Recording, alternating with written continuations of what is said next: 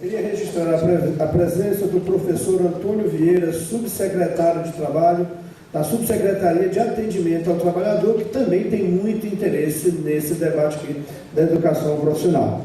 E, como a professora Ana Leila prefere falar no final, vamos agora para o pessoal da plateia. Convido para fazer o uso da palavra, regimentalmente 3 minutos, tá bom, gente? Professora Maria Luísa Pinho Pereira, professora e representante do Fórum Distrital de Educação. Bom dia a todos, Eu queria inicialmente me apresentar como Maria Luísa Pinho Pereira, neste momento aqui, representando o Fórum Distrital de Educação, e parabenizar bastante o deputado Reginaldo Veras e também homenageá-lo pela defesa que ele fez intransigente do PDE, inclusive com a emenda que foi aqui derrotada, e que realmente expressou no seu mandato aqui um apoio à construção coletiva do PDE.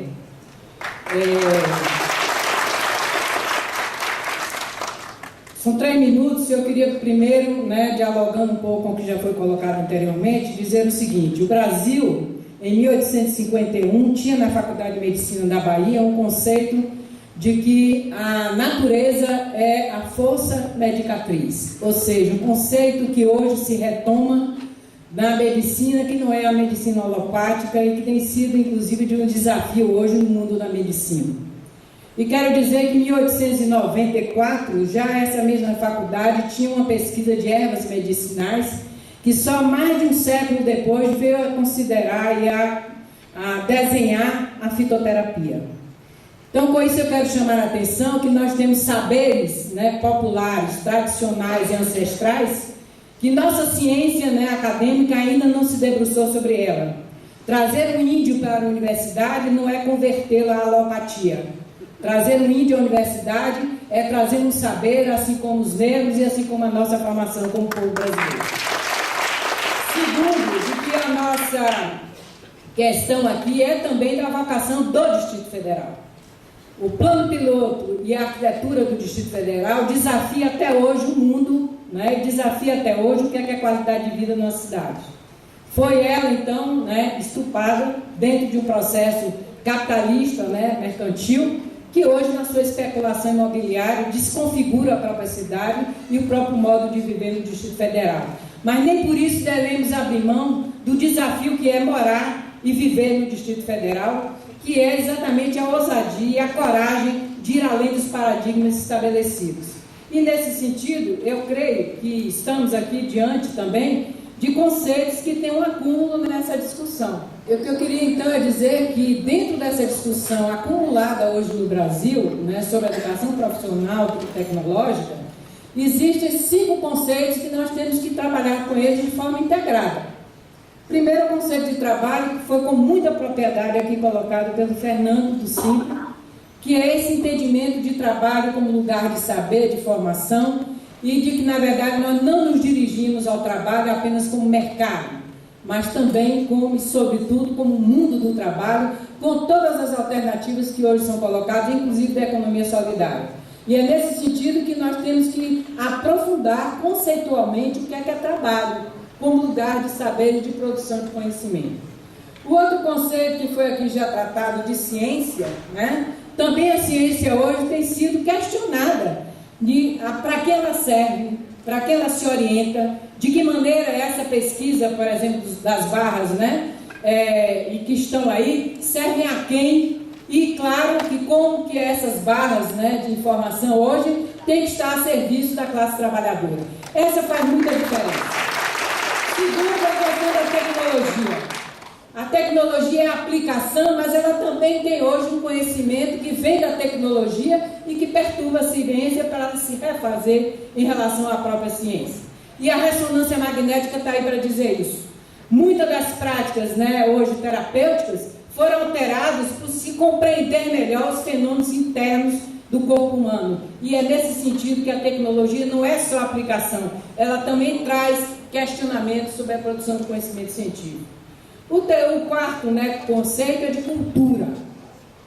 Nós não estamos fazendo formação integral sem arte, sem filosofia, e não é nem uma visão instrumentalista da ciência e da tecnologia. É preciso trazer, sim, a cultura, e quando eu digo a cultura, é a cultura brasileira.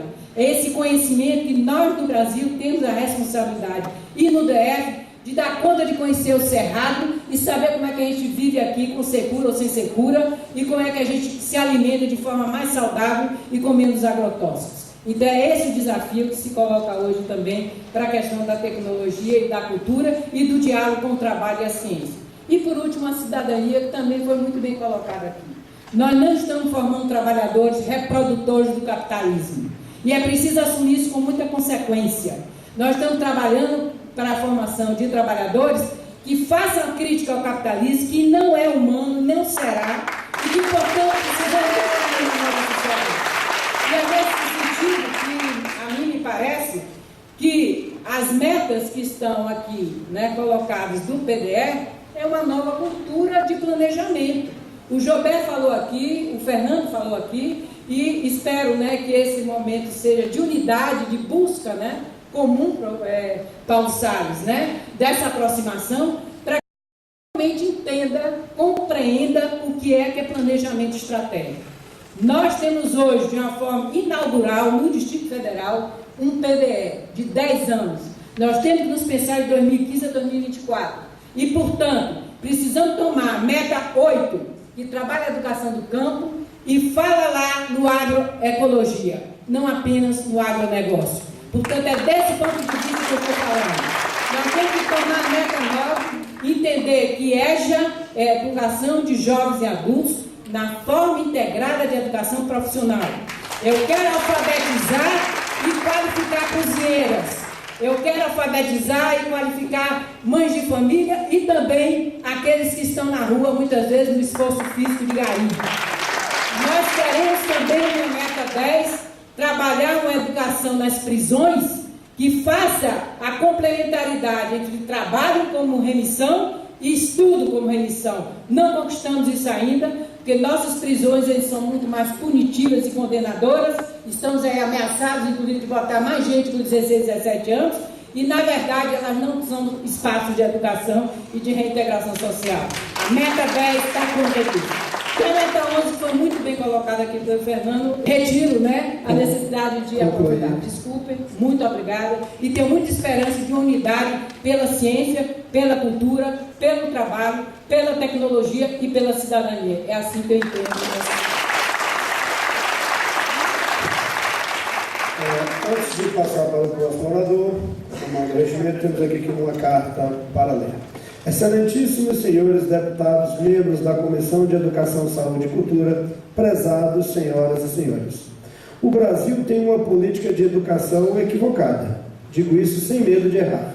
Cedemos à cultura, à oralidade e ampliamos sem critério nenhum as vagas nos cursos superiores, colocando no mercado de trabalho um contingente sem tamanho de analfabetos funcionais.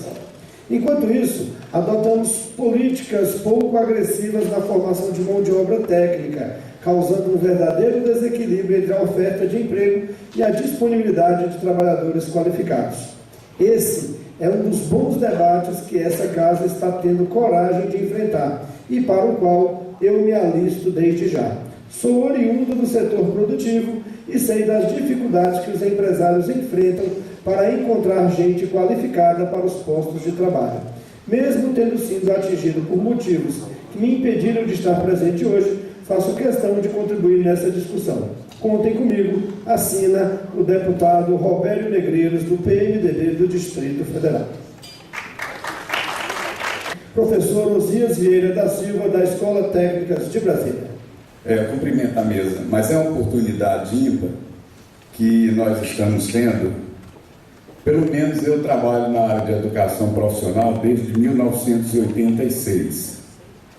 Como disse o Jober, a educação profissional ela foi interrompida no Brasil na época do governo FHC, para ser mais preciso.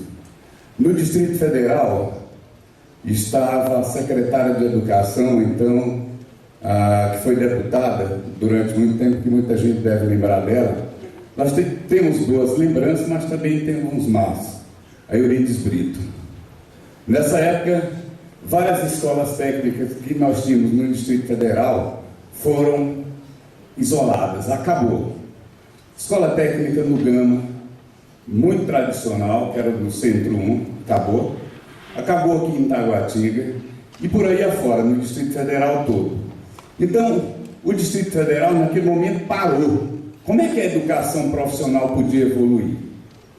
Quem evoluiu foi o Sistema S, que se encheu de dinheiro naquela época, que foi propiciado pela política do Fernando Henrique Cardoso. Todo mundo deve lembrar disso agora. Eu sou mais antigo e essas coisas nunca me saíram da mente, porque eu tive debate com o pessoal ligado ao sistema montado na época pela secretária de Educação, Euridice Brito, combatendo o isolamento e a desestruturação do sonho dos professores da área de educação profissional, que foram jogados, como eu, em biblioteca.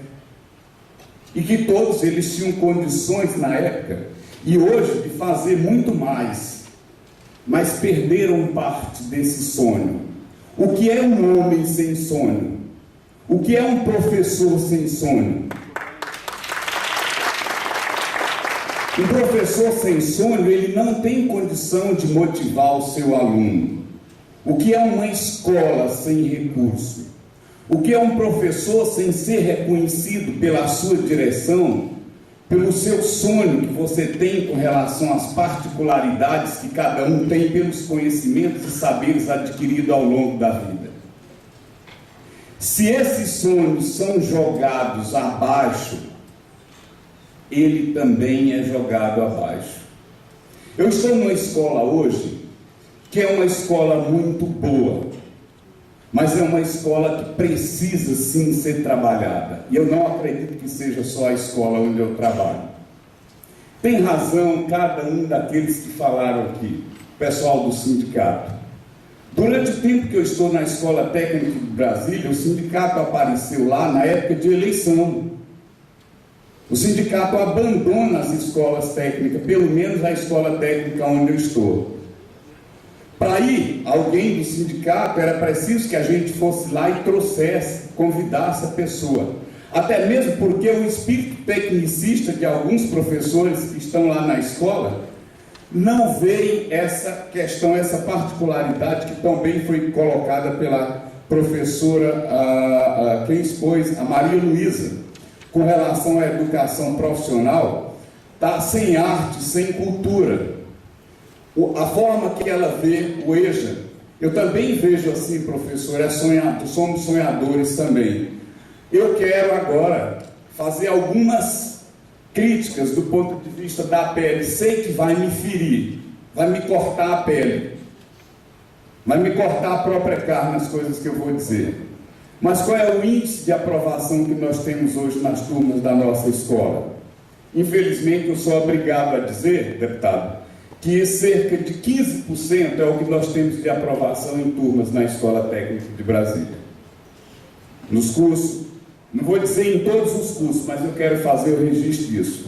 E solicito que faça um acompanhamento disso. Então, há um déficit entre aquilo que nós oferecemos e aquilo que nós estamos devolvendo como resultado para a sociedade. É preciso que a gente faça essa autocrítica. Em algumas turmas, nós chegamos a registrar, eu cheguei a registrar 15% no final. Aluno, nós temos a turma cheia no começo do período, quando chega no final, nós temos essa realidade. Então eu quero, nesse momento, parabenizar o nosso deputado de nos permitir que coloque essas questões e me solidarizar com todos aqueles que me antecederam. Convido para fazer uso da palavra o senhor Paulo César Ramos Araújo, diretor do CEP, Escola Técnica de Planaltina. Bom dia, Lisa, bom dia a todos. Rápidas palavras, falo pouco, né? Antes de tudo, não posso deixar de dizer que eu, Paulo César, educador brasileiro, seguidor de Paulo Freire, sou contrário a qualquer proposta que negue a sua ação. Essa ação de transferência, a ação de mudança, ao meu entender, ela precisa ser acompanhada de outras ações preliminares. E uma delas é a ação de reparar os males que as escolas técnicas sofrem nos últimos anos. Um dos males é a desvinculação desta escola na realidade Secretaria de Educação. E aqui eu não posso deixar de negar e ao mesmo tempo afirmar que o secretário Paulo Salles traz conosco um reconhecimento que eu ainda não vi nos últimos 4 secretários de Educação, que é de querer discutir a escola técnica. Porque, infelizmente, nós temos visto uma negação absoluta, uma fuga absoluta dessa escola. Essa escola que tem um potencial avassalador para contribuir com sonhos, como mencionou meu colega aqui, para construir uma educação, uma formação que, de fato, dê conta de atender às demandas que muitos adolescentes e muitos jovens apresentam para nós. Então, tem um desafio, não sabendo se transferência ou não. O desafio é, nós temos várias conquistas no campo da educação profissional que são vinculadas, são vínculos diretos com a Secretaria de Educação. Por outro lado, não posso dizer que fico em cima do muro e com os olhos esbugalhados quando escuto o secretário Paulo Salles apresentar as propostas em avanço que as escolas técnicas precisam. Porque nós corremos sério risco de permanecer como estamos e irmos para a vala comum de uma escola técnica que existe e que aos poucos está morrendo. O fato é esse. Nós temos uma escola em processo de sucateamento de propostas, uma escola que não consegue dar conta de avançar naquilo que deseja, porque falta recurso mínimo. E esses recursos, e a formação profissional é uma formação cara. Não tem como fazer uma formação profissional que não tenha recurso. Então, a nossa escola técnica de saúde planaltina padece, assim como as outras, de um processo de construção que, acredito eu, se faria se houvesse um acordo, um consenso, não só a Secretaria de Ciência, Tecnologia e Educação, mas todas as secretarias do DF, porque, de certa forma, todo mundo se envolve com a educação profissional, muito embora nem sempre com a propriedade do educador.